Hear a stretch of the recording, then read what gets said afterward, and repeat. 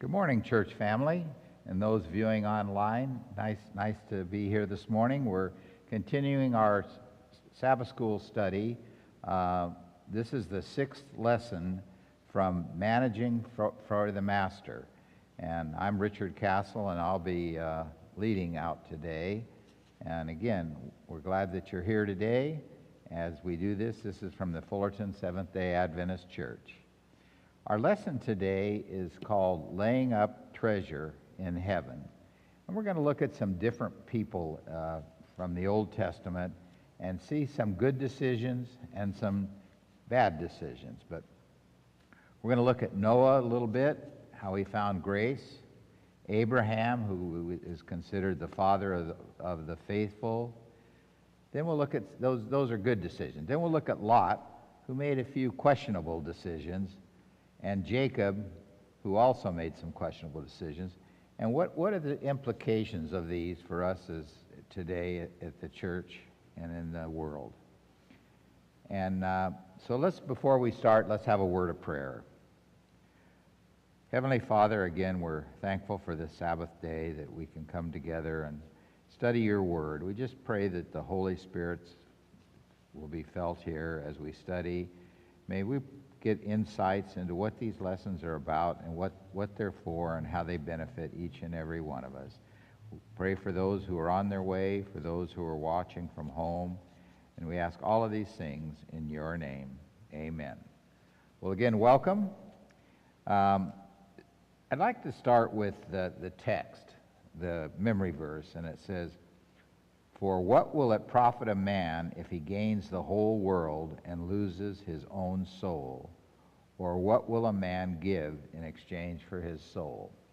And that's one of the texts that I like because it kind of keeps me grounded.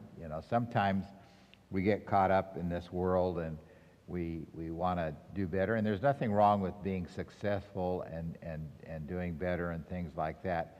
But we have to be, what is our focus? In other words, what does God want us to do? Does he want us to just go after everything we can or place him first? And so a lot of times when I'm thinking about, well, what can I do to make more money or get more things or something like that, I go back to this text, and it's my grounding text, I call it. For what will it profit a man if he gains the whole world and loses his own soul? What will a man give in exchange for his soul? So again, it's a lot of our priorities in life, and that's kind of what our lesson is this quarter is about. What are our priorities? And I'd like to read this. It says, "Do not lay up for yourselves treasures on earth, where moth and rust destroy, and where thieves break in and steal. But lay up for yourselves treasure in heaven, where neither moth nor rust destroys, and where thieves cannot break in." So it says, in other words, show me what you spend your money on, and I will show you where your heart is. Because wherever you put your money, your heart is sure to follow, if it's not there already. So again, life is a bunch of priorities, and the important thing is that we remember what is our priority, and our priority should be to follow Jesus Christ, to put all of our emphasis and everything in that. Now, we need to take care of our families, we need to pay our bills and everything, but we need to remember God and his family and how important it is. And so the question is, Jesus advises us to lay up our treasure in heaven. How do we do this? How do we lay up our treasures in heaven? One way is when we invest in the church and charity. So most of us, get a paycheck unless we're retired. We still may get a paycheck from Social Security or something like that. But when we invest in helping others, when we invest in spreading the gospel, we're following what God has asked us to do. So again, it's our priorities, it's what we do. Earthly treasures are blessings when rightly used. Those who have them should realize that they are lent to them of God and should cheerfully spend their means to advance his cause. That was, Mrs. White wrote that in Testimonies to the Church, Volume 1, page 141. So So this week what we want to do is review texts and illustrations that show us how to store up our treasures in heaven and ultimately reap eternal rewards. And I think of that many times. I was,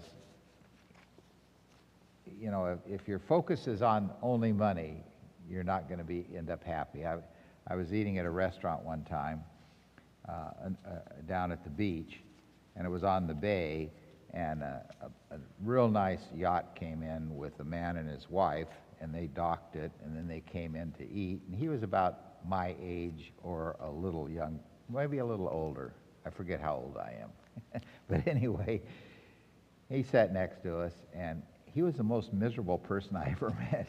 He never smiled, he wouldn't talk, wouldn't acknowledge, didn't talk to his wife, and I'm thinking to myself, this guy has to be fairly well off, you know, to come in on a yacht and all of these things.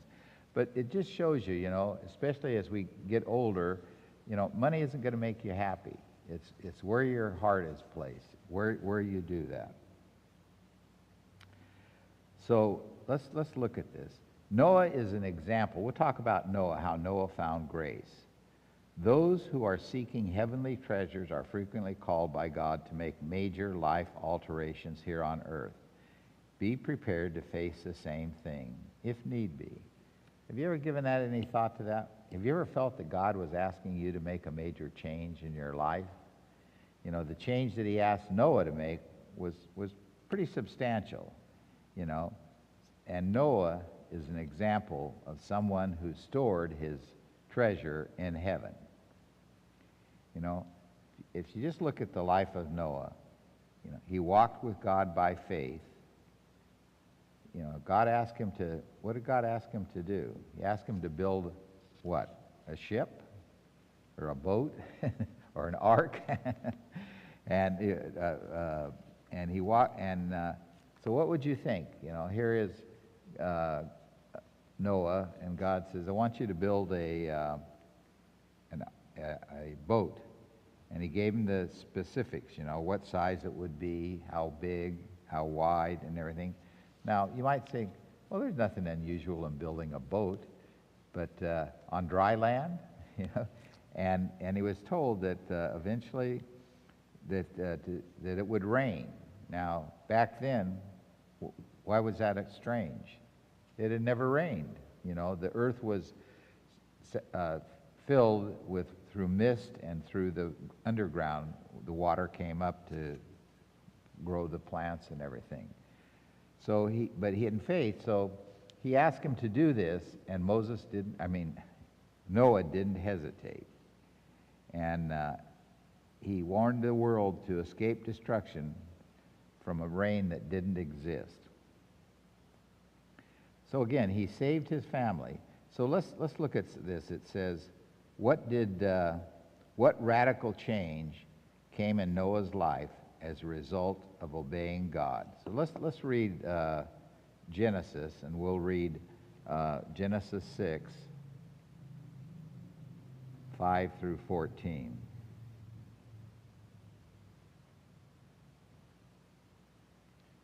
Genesis 6, 5 through 14. Now let's see what God asked him to do.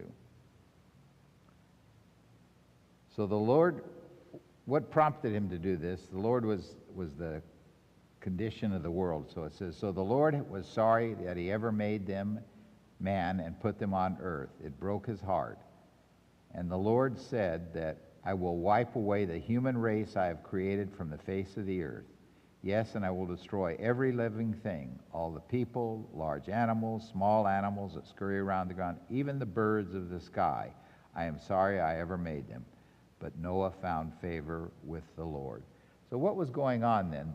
The world had become very corrupt, so corrupt. God knows the beginning from the end, but again, he was very, very sorrowful. You know, we have freedom of choice and everything, but it was so bad that he says, let's just eliminate it. Let's just take everybody out. So let's read the story of Noah. Noah was a righteous man, the only blameless person living on earth at the time, and he walked in close fellowship with God.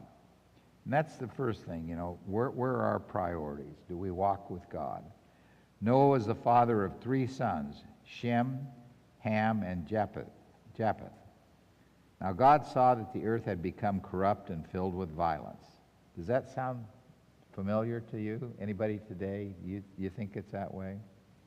Seems that as I observe, I don't even like to watch the news anymore because there's nothing good. And if it's not one tragedy or another tragedy, it's this person killing this person or this thing going on. And there's just so much violence and corruption in the world. So God saw the earth had become corrupt and was filled with violence. God observed all this corruption in the world, for everything on earth was corrupt. So God said to Noah, I've decided to destroy all living creatures, for they have filled the earth with violence. Yes, I will wipe them out along with the earth. But build a large boat from cypress wood and waterproof it with tar inside and out. Then construct decks, stalls throughout, making it 450 feet long, 75 feet wide, and 45 feet high. So you can see this was no minor undertaking for Noah. And so God observed, what was going on in the earth, and he was ready to destroy it. But again, it said Noah walked with God, and so he wanted to protect him. Noah, and so why is this important? Because Noah could have said, no, I don't want to do that, or whatever.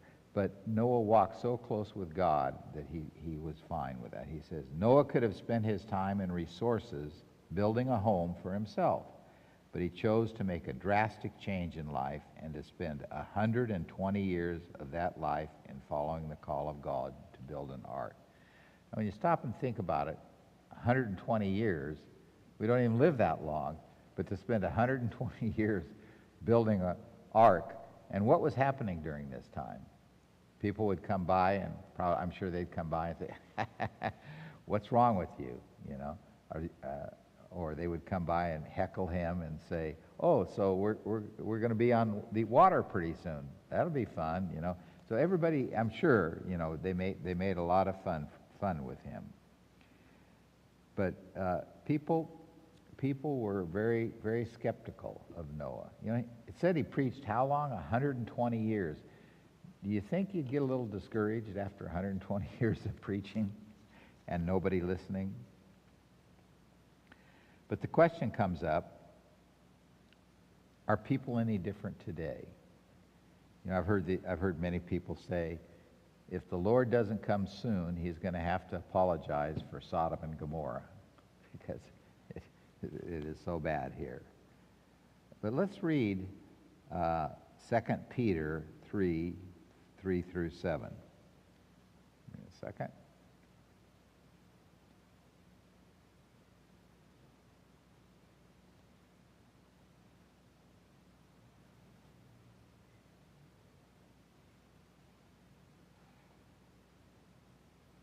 Second Peter 3, 4 through 7. Most importantly, I want to remind you that in the last days, scoffers will come, mocking the truth and following their own desires. Do we see that today? Have you ever been mocked? Have you ever had people say, it's a fairy tale, it's just a story, the Bible isn't relevant, and all of these things? But it says, in the last days, scoffers will come, mocking the truth and following their own desires. They will say, what happened to the promise that Jesus is coming again? From before the times of our ancestors, everything has remained the same since the world was first created. And I hear that a lot, not a lot, but a significant amount of time. It says you've been preaching about the soon coming of Jesus Christ, his second coming, and yet nothing has happened. It's gone on and on and on. But we know that's not true. That he will come again, and from all the signs, it's getting close. They deliberately forget that God made the heavens long ago by the word of his command, and he brought the earth out from the water and surrounded it with water. Then he used water to destroy the ancient world with a mighty flood.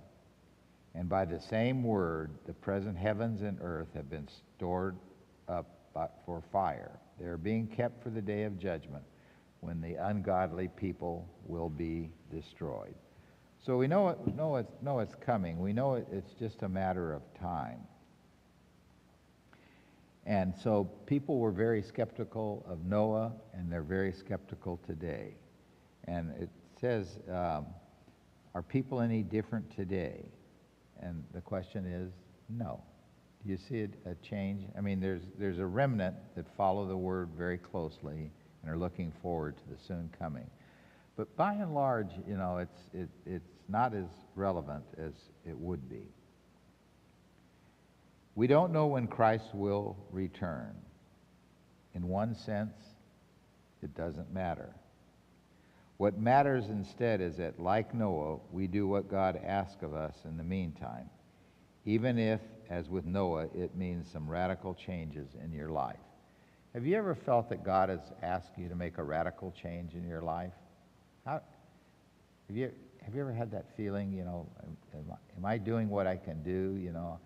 I've known people that, like, were in college and were studying to be a nurse or maybe medicine or whatever they were studying, and they felt that God was asking them to become a minister, to spread the gospel. And I've talked to several people that have made that change in their life. That's a radical change, you know, if you're planning on one thing in your life and God asks you to do something. Sometimes God will lead you in that direction. There'll be signs. He'll point you back to this. And if we listen, if we truly listen, he will lead us. I'm going to like to ask a question. How ready would you be to make a major change in your life for God if, like Noah, you were called to do just that? Think about it. You know, we get, especially as we get older, we get set in our ways. I don't like to make a lot of changes. You know, I'm kind of a routine person. But what if God asked me, say, you know, I think you should go in this direction. I think you should make this change. Would I be willing to do that? Would I be ready to do that? You know, a lot of people in the sanctuary right now have made that decision. You know, they've made changes in their lives to do that. And let's read what Luke says in Luke 16 about that.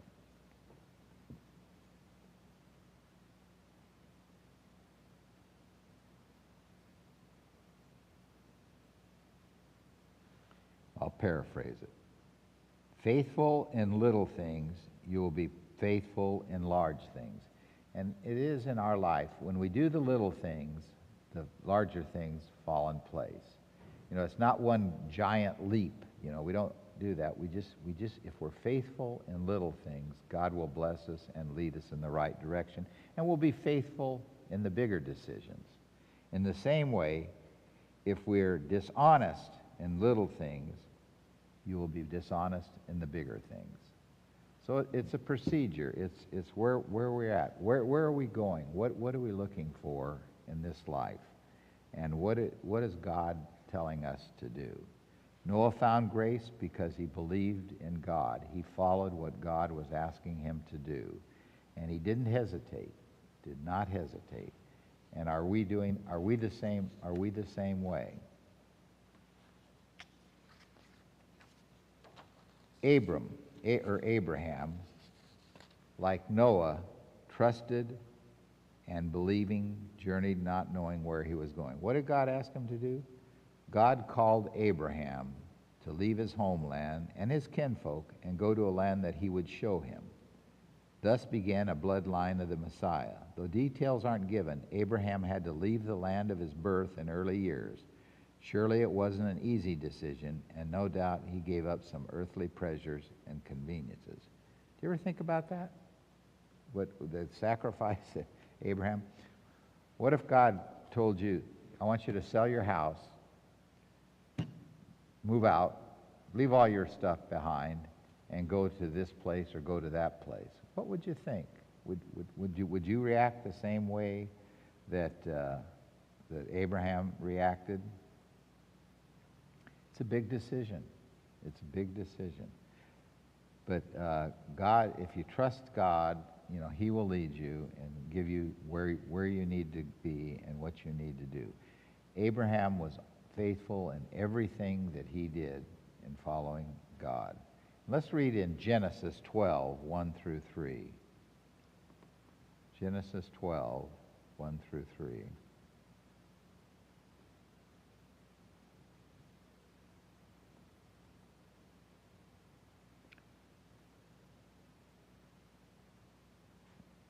The call of Abraham. The Lord had said to Abraham, "Leave your native country, your relatives, and your father's family, and go to a land that I will show you. I will make you a great nation. I will bless you and make you famous, and you will be a blessing to others. I will bless those who bless you and curse those who treat you with contempt. All the families on earth will be blessed through you." This was a major thing, for Abraham. This was a major life-changing event for Abram. By faith, Abraham obeyed when he was called to go out to a place which he would receive as an inheritance. And he went out not knowing where he was going. That's Hebrews 11:8.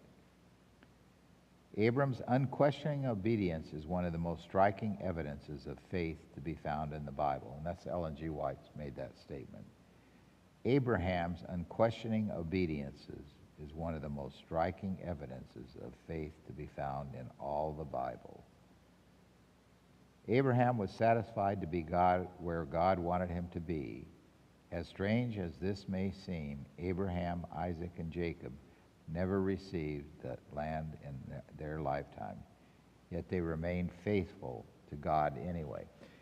God makes promises, and we know God doesn't change his mind, doesn't lie. It's what he says is going to happen. But sometimes it doesn't happen in our lifetime. Sometimes the things that we ask for, or we're looking forward to, or God has promised to us, doesn't happen to us. Abraham was satisfied to be where God wanted him to be.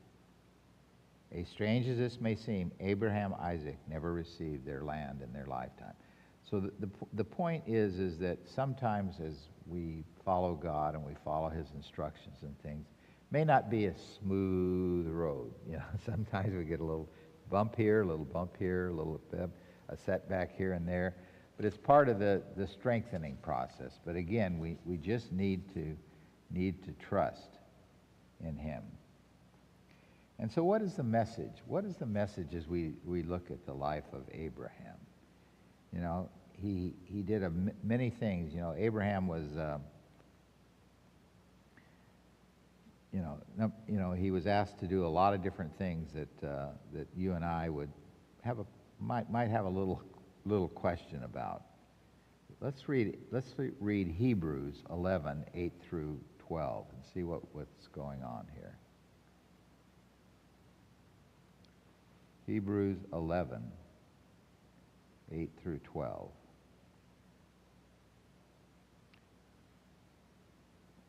It was by faith that Abraham obeyed when God called him to leave his home and go to another land that God would give him as an inheritance. He went without knowing where he was going. And even when he reached the land God promised, he lived there by faith, for he was a foreigner living in tents. And so did Isaac and Jacob, who inherited the same promise. So what would you think? I want you to give up your house, move out to the middle of the desert or wherever it is, and live in a tent. Yep, I'll do that. I'm ready to go, is the question. But that shows what faith he had. Abraham was confidently looking forward to a city with eternal foundations, a city designed and built by God. So what's the lesson here? Sometimes as we move forward under what God is asking us to do, it may not be all we thought it would be, but if we truly trust in God and trust in his message that he has told us and follow his will, at the end we know may not be on this earth, but we know the reward is in heaven. And that's something where we'll be face to face with Jesus and we can enjoy this time. And you think about Abraham. It was by faith that even Sarah was able to have a child, though she was barren and too old. She believed that God would keep his promise. Now, Abraham was 99. His wife, I don't know how old she was, but I'm assuming probably pretty close to that, well beyond childbearing age. And when God told him that she would have a child, he was told, I'm sure at first might be a little skeptical, but again, they trusted. And so the whole nation came from this one man who was good as dead, a nation with so many people that like the stars in the skies and the sand on the seashore, there is no way to count them. So Abraham is the father. Abraham was looking to what? He was looking to what God had promised. God promised a child to Sarah, and we know what happened. As God had promised, the whole nation would come from him. So there's a lot of things that God promises that will happen. Again, some of them seem hard to understand, but there is a message there. And let's read some scriptures from Galatians 3, 6, and 7.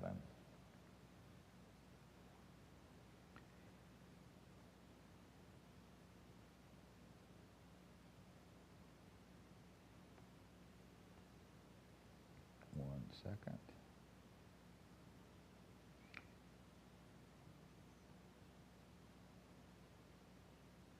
Galatians 3, 6, and 7.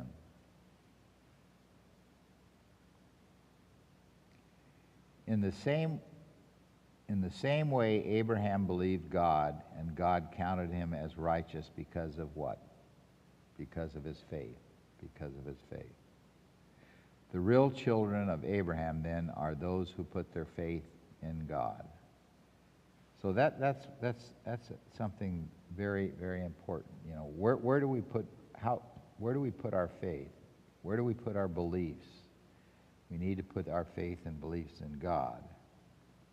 And then in 3:21 it says, if there is conflict between is there a conflict between God's law and God's promises? Do you ever sometimes wonder, is there a conflict here? I mean, this doesn't make sense to me.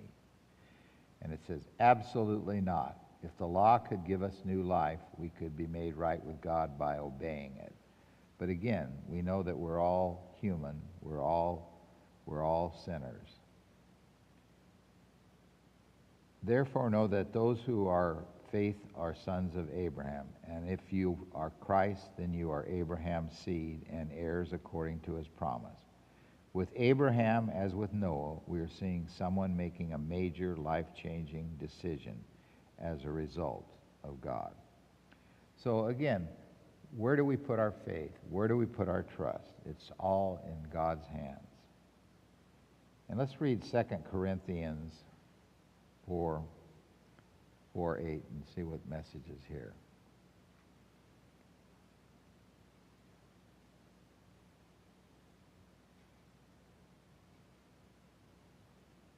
One second.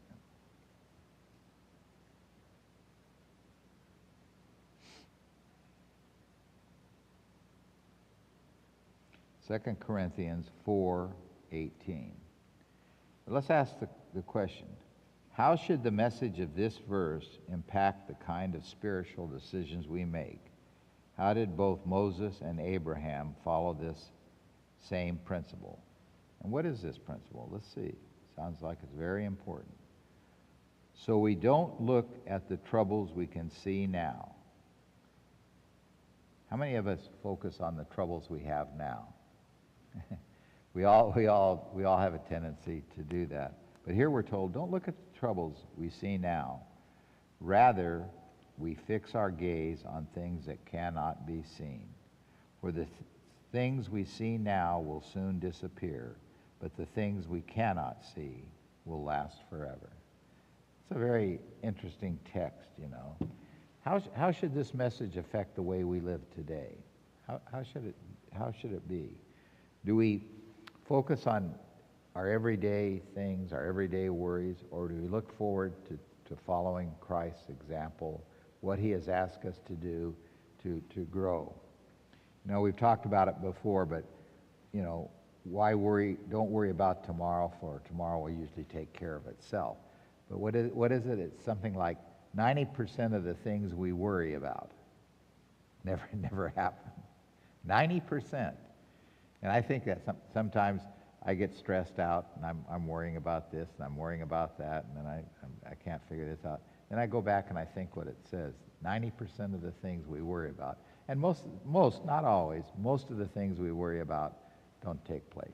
Some of them do, but again, keep your relationship with God and not worry about those kinds of things.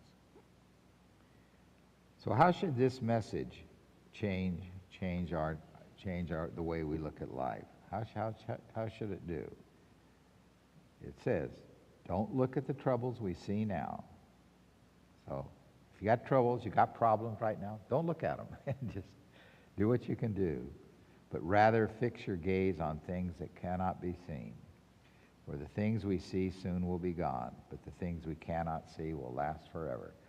So if we have that principle in our lives, and we do that, and that's what that's what Abraham did. They didn't focus on the things now, but the things to happen. And you think back about that. I mean, yeah. How does that impact us? Now, we've looked at some good things. Let's look at not some questionable things. You remember Abram left his homeland in response to God's leading. And guess what? Who went along with him? Lot. Lot chose to go with him. And God blessed Abraham, so he became very rich. And back then it was cattle, silver, and gold. And also, what about Lot? He did well too. It says Lot also became very, very wealthy. But as they were living side by side, what happened is there wasn't enough room for both of them because of their extensive cattle and holding, and the herdsmen were fighting and all this kind of thing. So they decided that they would move to another land, to another area. And so when they got to this new area, it said that, well, let's read Genesis 13, 10 to 12.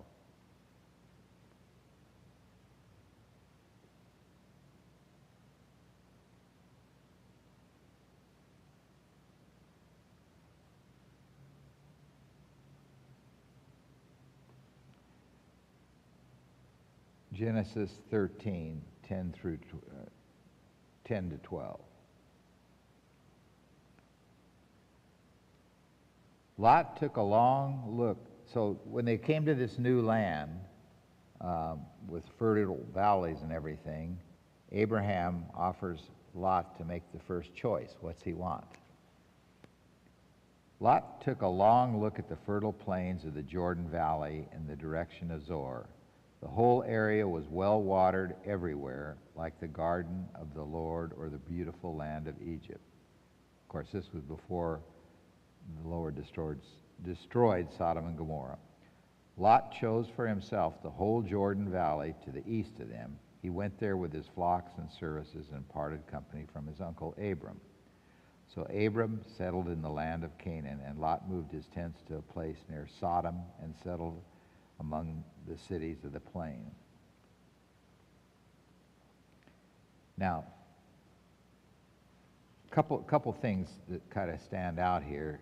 Number one, Abram brought Lot along. Abram was his uncle. So if somebody did that to you, and they said, okay, pick out which land you want, wouldn't the logical thing be, well, uncle, you brought me here, you helped me increase all my, you pick. What did Lot do? Lot was a little selfish, so he says, yeah, I want this, I want that. And the interesting thing is, what was his land near that he picked? Sodom, right by Sodom.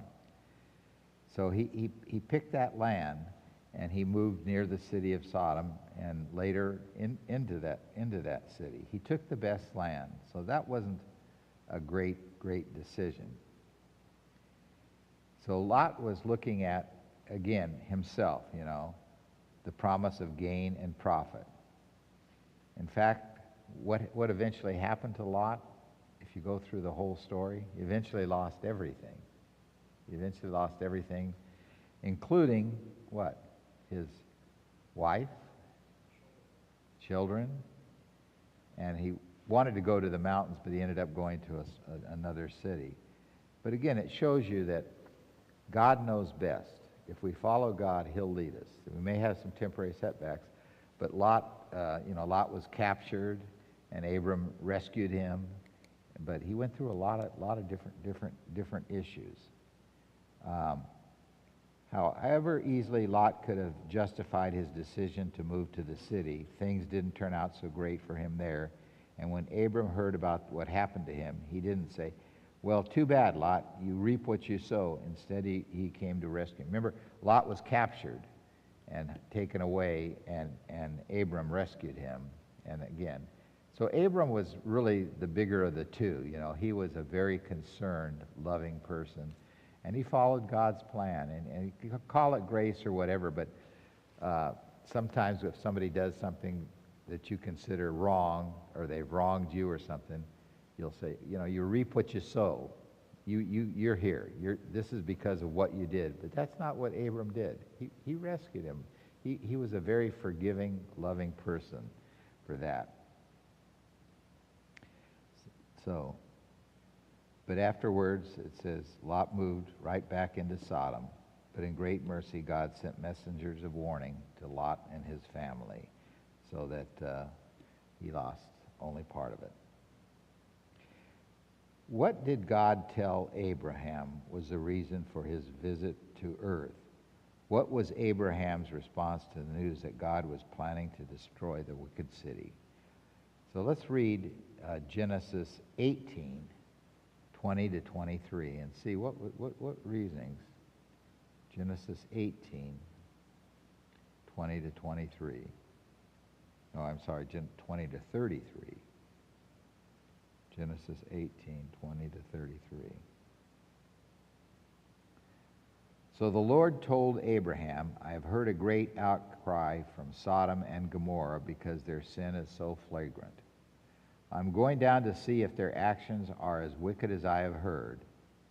If not, I want to know. God already knew, right? He knew what was going on down there, but he wanted to go down. The other men turned and headed toward Sodom, but the Lord remained with Abraham. Abraham approached him and said, Will you wipe away both the righteous and the wicked? So God is a very merciful God. He said he was going to destroy the entire thing, but he says, will you sweep away both the righteous and the wicked? And this is always as interesting to me. Suppose you find 50 righteous people living there in the city. Will you still sweep it away and not spare for my sake? Surely you wouldn't do such a thing, destroying the righteous along with the wicked. Why, you would be treating the righteous and the wicked exactly the same. Surely you wouldn't do that. This is Abraham. Should not the judge of all the earth do what is right? And they replied, the Lord, if I find 50 righteous people in Sodom, I will spare the entire city for their sake. Then Abraham spoke again.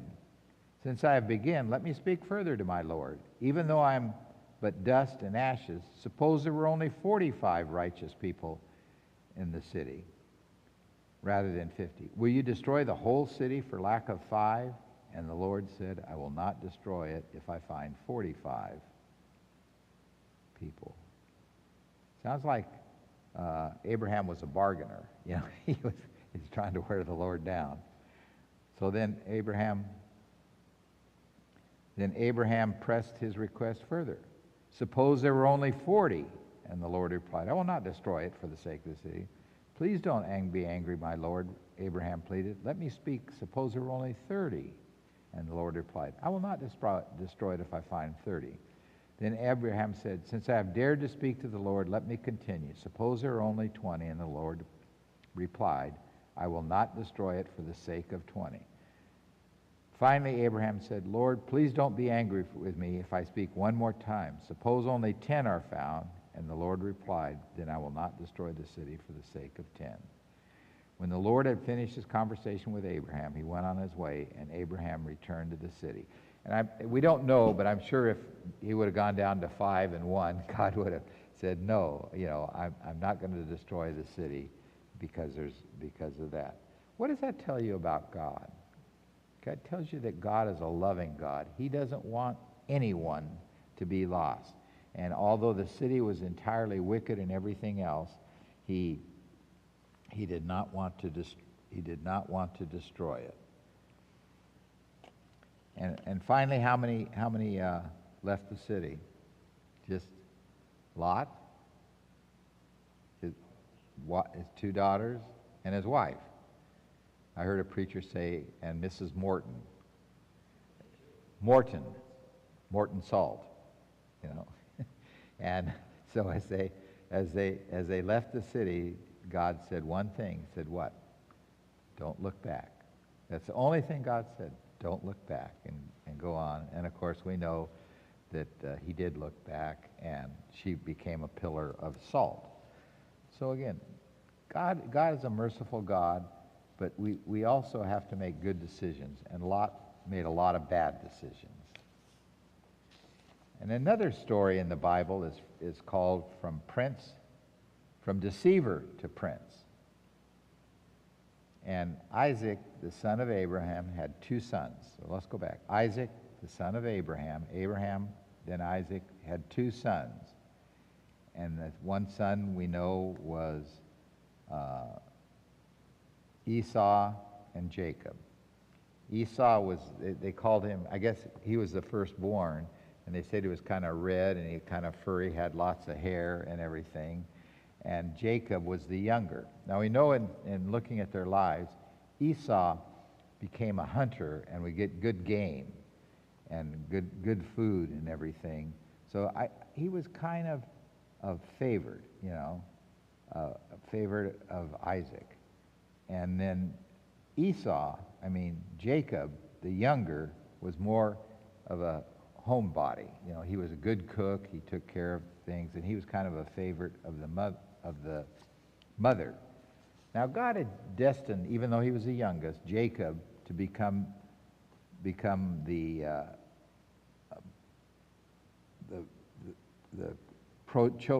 chosen one, and receive the blessings. The firstborn. Yeah, he was to get the ones.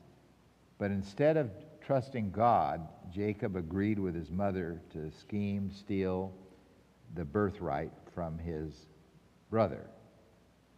Had he been patient, there would not have been an issue. But Jacob did not do that, and we know what the consequences of not following what God says. So let's read Genesis 32, 22 through 31.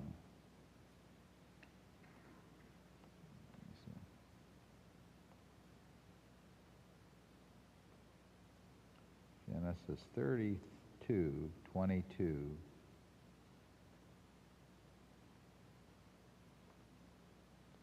through 31.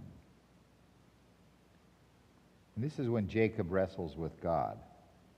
It says, "During the night, Jacob got up and took his 2 wives, 2 servant wives, and 11 sons, and crossed the Jabbok River with them. After talking to them on the other side, he sent over all his possessions. This left Jacob all alone in the camp, and a man came and wrestled with him until dawn began to break. When the man saw that Jacob would not win the match, he touched Jacob's hip and wrenched it out of space. Then the man said, 'Let me go, for the dawn is breaking.' But Jacob said, 'I will not go unless you bless me.'" Now, who was Jacob wrestling with? He was wrestling with God.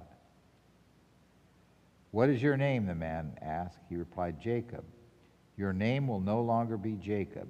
The man told him, "From now on you will be called Israel, because you have fought with God and with men and have won.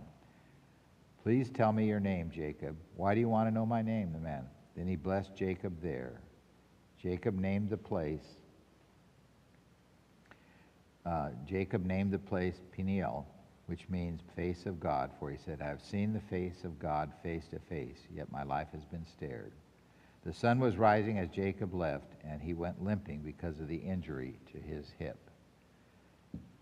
Now, the question becomes, why, the heir that had led him to Jacob's sin and obtaining the birthright by fraud was now clearly set before him. He had not trusted God's promises, but had sought by his own efforts to bring about what God would have accomplished in his own way and time. Jacob had received the blessing for which his soul had longed. His sin as a supplementer and deceiver had been pardoned. So God forgives. He will forgive, but he always asks that we follow his will.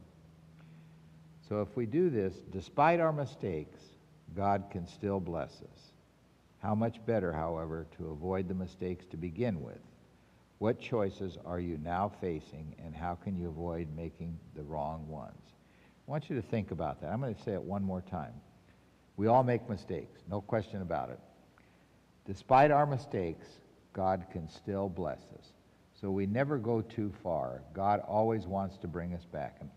And I've seen this in the lives of many people. Oh, go ahead, Ron. It was. I mean, yeah, she favored him. Yeah. So I would say she might have been the instigator of the whole thing. I'm not sure, but Rebecca, yeah, because she favored him. They were close. And so I mean, he had to go along with it, but that's my theory. So despite our mistakes, God can still bless us. How much better, however, to avoid the mistakes to begin with? What choices are you now facing, and how can you avoid making the wrong ones? And to add on to your question, Esau had given up his birthright, remember, for some pottage, because he came back from hunting and he was hungry, and so Jacob had asked for it. He had given it to him. So I mean, it's kind of a two-way street. I don't know who's to blame. But remember, despite our mistakes, God can still bless us. How much better, however, to avoid the mistakes to begin with? What choices are you now facing, and can you avoid making the wrong ones?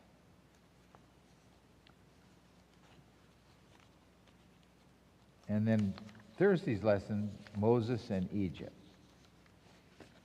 If you look at Moses' life, he was born, he was put in a manger, went down the Nile River, and was rescued by a woman, his mother. And Pharaoh's daughter eventually had the mother take care of him for 12 years. And you think about it, so for 12 years he was properly trained. We would assume his mother did a great job training him. And then she taught him how to pray, to teach, to trust, and honor God. So she shaped his character from a young age. But then what happened at 12? He became under the Pharaoh, and he learned all the things about the Egyptian. When Pharaoh's daughter found baby Moses in the ark or bulrushes, she asked his Hebrew mother to care for him and paid her to do so.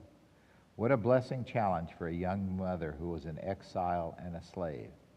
Jochebed had only 12 years to teach her child to pray, trust, and honor God and shape his character for a life of service. For years, Moses was trained in the royal courts of Egypt, and Moses was learned in all the wisdom of the Egyptian and was mighty in words and deeds. As Moses matured as a man, he made a conscientious decision that changed his life and the course of history. So we see that God works in different ways. Think about what Moses left behind, what he had to face instead. Try to look at it from his position before he made the choice. What was he leaving, and what was he choosing to accept? So think about it. Could you imagine what Moses had offered to him? He had everything that one could want. So let's read Hebrews 11:24.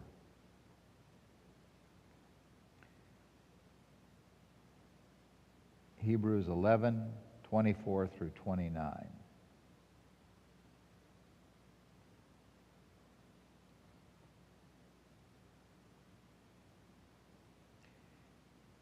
It was by faith that Moses, when he grew up, refused to be called the son of Pharaoh's daughter.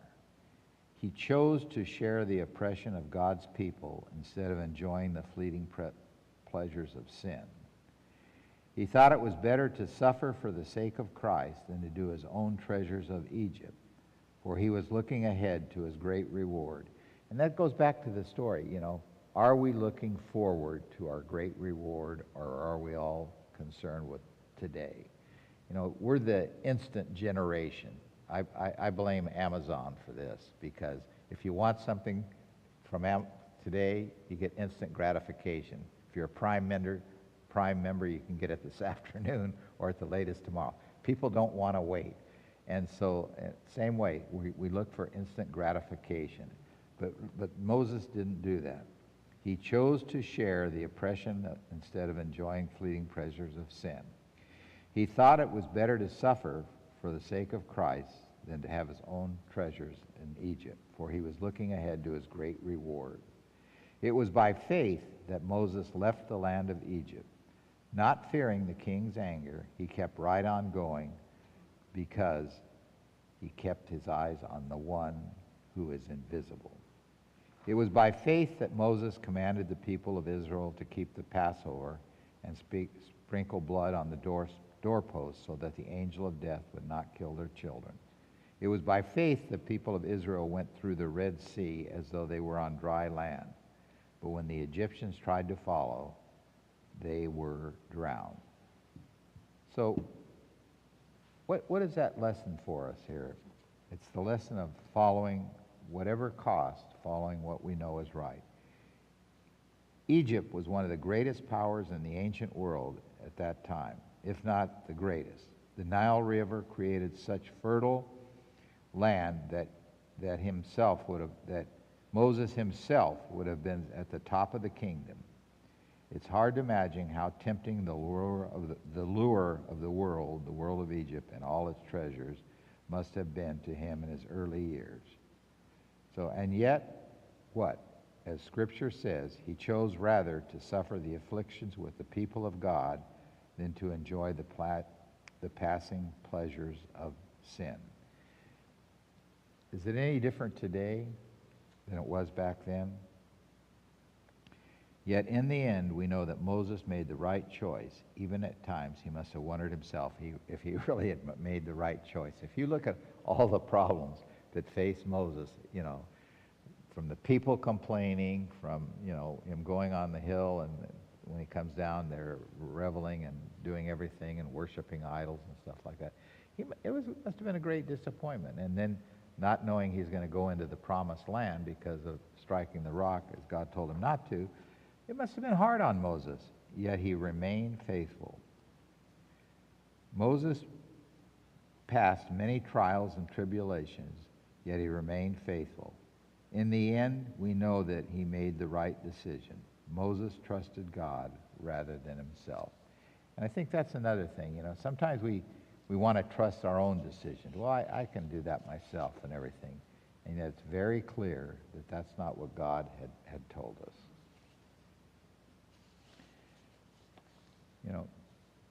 I'd like to close with a reading from Patriarchs and Prophets, and I think it's a good summary. As we live, we are sometimes tempted to go forward toward wealth and leisure. It takes strong faith to practice delayed gratification. The magnificent palace of Pharaoh and the monarch's throne were held out as an inducement to Moses, but he knew that the sinful pleasures that make men forget God were in the he knew that they may forget God in the lordly courts. He looked beyond the gorgeous palace, beyond a monarch's crown, to the high honors that will be bestowed on the saints of the Most High in a kingdom untainted by sin. He saw by faith an imperishable crown that the King of heaven would place on his brow of the overcomer. The faith that led him to turn away from the lordly ones of earth and join the humble poor, despised nations that had chosen to obey God rather than to serve him. What a sacrifice, what a knowledge Moses had, and many people. And I think in many times you see people that make a great sacrifice because of what the Lord has promised or something like that. I think of like doctors that could give up everything and go to Africa or go to a different land and try to help out there. They don't make any money, but they do it. Pastors that do missionary work in foreign countries, there's no added reward for that. People that just donate their time to help the poor and things, that's what the Lord is looking at. You may not do that, but it's important to remember that we can't give too much to the Lord. And as we've been studying this week on tithes and offerings and things like that, you remember, if we give a benefit, Christ always responds. He's always there. And then when you think, and you look at it this way, what will happen to our possessions when Jesus comes? What will happen? They're gone. So let's keep that in mind as we study, and let's look at the examples of the Bible about the faithful and how they have led with example. Thank you very much for being here. Look forward to next week. I think, Roger, you're teaching next week, so you'll have a good teacher next week. Shall we bow our heads in prayer? Heavenly Father, so thankful that we could be here this morning and see the examples of good decisions that were made and poor decisions that were made, and see the consequences. May we be strong enough to follow you, follow your leading, and stay close to you is our prayer in your name. Amen. Thanks again, and we look forward to seeing you next week. Now stay tuned.